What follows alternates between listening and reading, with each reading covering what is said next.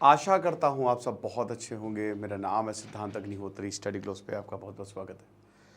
दोस्तों, ऐसे मुझे कल कुछ वीडियोस भेजे गए हैं। अब मेरे एक स्टूडेंट ने ही भेजे, और इस तरीके के वीडियोस जो हैं पीओके, बहुत सारे मतलब ऐसे वीडियोस हैं जो पाकिस्तान ऑक्यूपाइड कश्मीर के हैं। कुछ वीडियोस तो मुझसे देखे भी नहीं गए। हो सकता है, देखिए, हम पुष्टि तो नहीं किसी वीडियो की कर सकते, ठीक है, लेकिन मुझे पूरा यकीन है कि वहीं का ही है, क्योंकि ऐसे वीडियोस वहाँ के रहने वालों के भी और तो मेरे पास आए। तो अब बड़ी बात यह है कि पाकिस्तान ऑक्यूपाइड कश्मीर में जो भयानक प्रोटेस्ट हो रहे हैं वो क्यों हो रहे हैं, सरकार उनसे बातचीत क्यों नहीं कर रही है। तो मैसिव प्रोटेस्ट हमको यहाँ पे पाकिस्तान ऑक्यूपाइड कश्मीर में देखने को मिले हैं। और पुलिस क्या कर रही है? पुलिस सबको मार रही है। मैं एक वीडियो था जिसमें एक छोटे बच्चे को मारा, टीयर गैस छोड़ रही है। बातचीत तो आप भूल जाइए, प्रोटेस्ट ना हो इससे पहले ही धारा 144 लगा दी गई। ये है लाइन ऑफ कंट्रोल। ये पूरा एरिया जो आप देख रहे हो ना, ये वाला, ये सब भारत का है, ठीक है। वैसे तो ये भी भारत का ही है, लेकिन चलो आज़ादी मिल गई इनको, तो ये भारत का है। तो अब क्या हुआ कि वही कि 1947 में पाकिस्तान ने इस पूरे एरिया को ऑक्यूपाई कर लिया, और उसके बाद ये कहलाई हमारी लाइन ऑफ कंट्रोल, एलओसी। इसमें प्रॉपर फेंसिंग जो है 1965 के बाद लगा दी गई। अब क्या हुआ कि ये बॉर्डर, मुजफ्फराबाद जो है यहाँ की कैपिटल है पाकिस्तान ऑक्यूपाइड कश्मीर की, तो इनके लोगों को आज तक राइट्स नहीं मिले। ये कश्मीर यहाँ के कश्मीर की बात करते हैं, इसको पाकिस्तान हमेशा आज़ाद कश्मीर बोलता है। अपने कश्मीर को तो ये संभाल नहीं पा रहे। वहाँ पे लोगों की इतनी बुरी हालत है, ना पढ़ाई है, ना बिजली है, ना सही व्यवस्था है, कुछ नहीं है। और यहाँ के जो एक्टिविस्ट है वो लगातार इस बात को उठाते रहते हैं। ये एक प्रॉपर और अच्छा मैप है। तो ये आपका गिलगिट बाल्टिस्तान है, ये शसगाम वैली है। यहाँ पे शसगाम वैली पे ये गिफ्ट कर दिया था। ये वाला ट्रैक्ट जो है ट्रांस काराकोरम, ये मतलब ये वाला जो पूरा, इसको गिफ्ट कर दिया था चाइना को पाकिस्तान ने 1963 में। और अब यहाँ पे चाइना रोड बना रहा है, जो कि ये भी डिस्प्यूटेड रीजन है, ये भी भारत का है। तो ये पूरा का पूरा गिलगिट बाल्टिस्तान है। और ये पीओके, आज़ाद कश्मीर। आज़ाद कश्मीर क्यों बोलता है? क्योंकि जिस दिन पाकिस्तान ने इसको अपना बोलना शुरू किया, उस दिन भारत अगले दिन ही हमला कर देगा, ये पूरा एरिया हमारे पास आ जाएगा। समझ रहे हो? तो इसीलिए पाकिस्तान हमेशा इसको आज़ाद कश्मीर बोलता है। वो नहीं चाहता है कि पूरी दुनिया इसको पाकिस्तान ऑक्यूपाइड कश्मीर के नाम से जाने, वरना उसका इंटरनेशनल प्रोपेगेंडा फेल हो जाएगा। भयानक भयानक यहाँ पे क्रैकडाउन जो है पाकिस्तान सरकार द्वारा होते रहते हैं। अब अभी दादयाल तहसील और मीरपुर डिस्ट्रिक्ट पीओके 10 मई ये प्रोटेस्ट शुरू हुए। क्यों हुए? मैंने आपको पिछले साल ये खबर बताई थी पाकिस्तान ऑक्यूपाइड कश्मीर में कि बिजली का बिल 10 गुना आ रहा है। अब यहाँ के लोग कोई धन्ना सेठ तो है नहीं कि पैसे का पेड़ लगा हुआ है। बहुत ख़राब हालत है यहाँ पे। तो अब क्या है कि पाकिस्तान ऑक्यूपाइड कश्मीर में लोगों का बिल बढ़ा, लोगों में गुस्सा आया, लोगों ने प्रोटेस्ट किए, शांत हो गए। फिर पाकिस्तान ने बोला कि हमारी जो अर्थव्यवस्था ख़राब है, हम इन्हीं से ही निकालते हैं। टैक्सेस लगा दिए, ज़बरदस्त टैक्सेस लगा दिए। अब उसी के ही खिलाफ जो है पूरा पीओके प्रोटेस्ट कर रहा है। हर जगह प्रोटेस्ट जो है वो हमको देखने को मिल रहे हैं। अब 11, इन्होंने पहले से ही अनाउंस कर दिया कि 10-11 मई को प्रोटेस्ट होंगे। पुलिस ने इससे पहले ही 144 लगा दिया, धारा 144 लगा दी। सिर्फ हमारे यहाँ ही कॉलोनियल लॉ नहीं है, पाकिस्तान में भी है। तो धारा 144 पहले से ही यहाँ पे लग गई। 70 एक्टिविस्ट को अरेस्ट किया गया।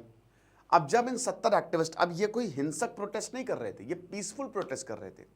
यहाँ के जम्मू कश्मीर एक्शन कमेटी ने बोला है, मतलब कश्मीर, यहाँ पे जो आज़ाद कश्मीर एक्शन कमेटी ने बोला है कि भाई देखो, हमने तो ऐसा कोई हमला तो किया नहीं पाकिस्तान के ऊपर, हम तो पीसफुल प्रोटेस्ट कर रहे थे।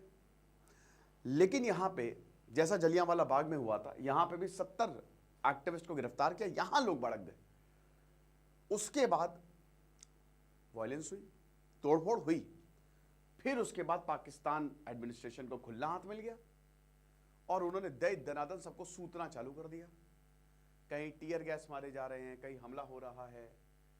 एडिशनल ट्रूप्स जो है वो पाकिस्तान रेंजर्स और फ्रंटियर कॉर्प्स के डिप्लॉय किए गए।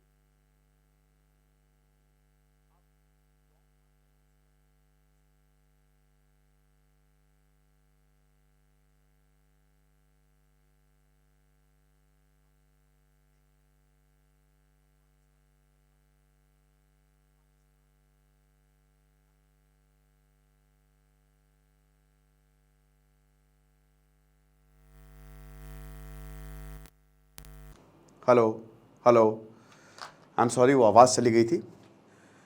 तो यहाँ पे प्रधानमंत्री, पाकिस्तान का जो प्रधानमंत्री वो अलग है, लेकिन कंट्रोल पाकिस्तान का है पूरा। वो तो खाली कहने की बात है कि अलग है, ठीक है ना। तो ऐसी तस्वीरें जो है हमको देखने को मिली और उसके बाद फिर पाकिस्तान ने बोला अब तो सब कुछ बंद है यहाँ पे, और पाकिस्तान ऑक्यूपाइड कश्मीर में कुछ नहीं, पीओके में कुछ भी नहीं बिक रहा है, एकदम स्टैंड स्टिल। पुलिस ने भयानक क्रैकडाउन किया, शटर डाउन, चक्का जाम, ये सब हमको मुजफ्फराबाद में जो कि कैपिटल है देखने को मिला। पुलिस ने शेलिंग की, हो सकता है लोग मरे भी हों। एक मेरे पास वीडियो आया, उसमें पुलिस हमला करते हुए दिख रही है और एक आदमी बहुत पहाड़ी उससे नीचे गिरता हुआ दिख रहा है। वो जो दूसरा है वो नीचे से वीडियो बना रहा है, तो वो नीचे आया, खाई से नीचे आता हुआ दिख रहा है। तो यही उस हिसाब किताब है। अब इसमें बहुत सारे लोग जो है डरे हुए हैं कि करें तो करें क्या। अब उनके पास कोई हथियार तो है नहीं, कोई फौज तो है नहीं, और पाकिस्तान का तो एक ही कहना है कि भाई देखो, अगर हमारे सामने तुमने सर उठाया तो तुमको ऐसा सबक सिखाएंगे कि तुम्हारी पुश्ते याद रखेंगी।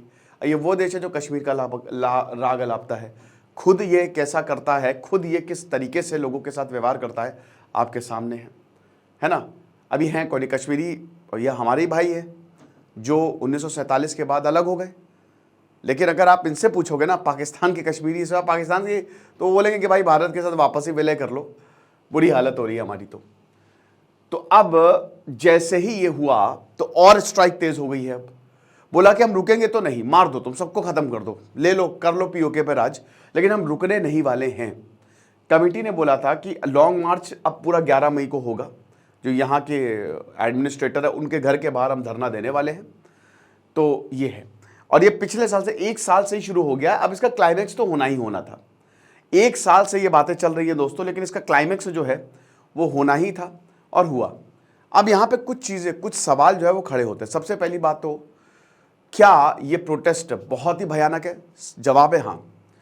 पीओके में इतने बड़े स्तर पे प्रोटेस्ट कभी हुए नहीं हैं, क्योंकि इतनी खराब कंडीशन, जैसे पाकिस्तान की हालत, 25% इन्फ्लेशन में आपने टैक्स बढ़ा दिए, इलेक्ट्रिसिटी बिल आपने बढ़ा दिए, लोगों के पास रोजगार थोड़ी ना है, लोग टैक्स या बिल्स कहाँ से देते हैं जब वो पैसा कमाएंगे?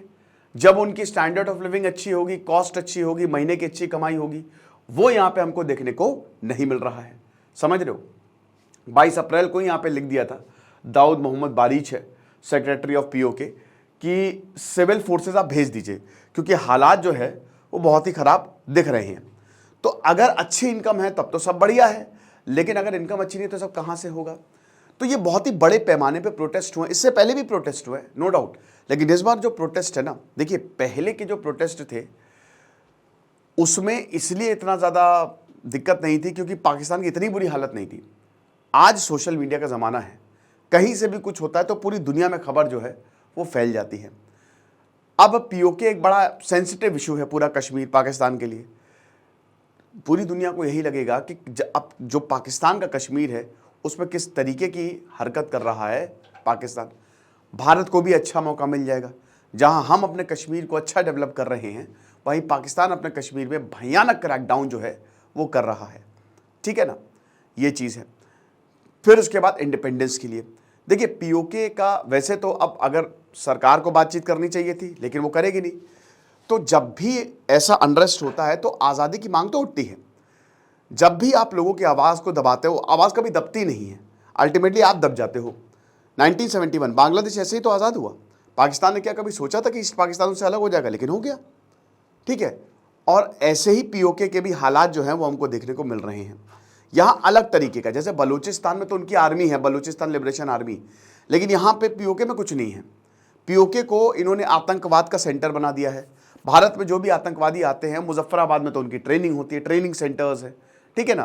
तो अब यहाँ के लोगों के पास, जैसे कई लोग हैं भाई, देखो बेरोजगारी है तो चलो आतंकवादी बन जाते हो, पैसा तो मिलता रहेगा, तो ये हिसाब किताब है।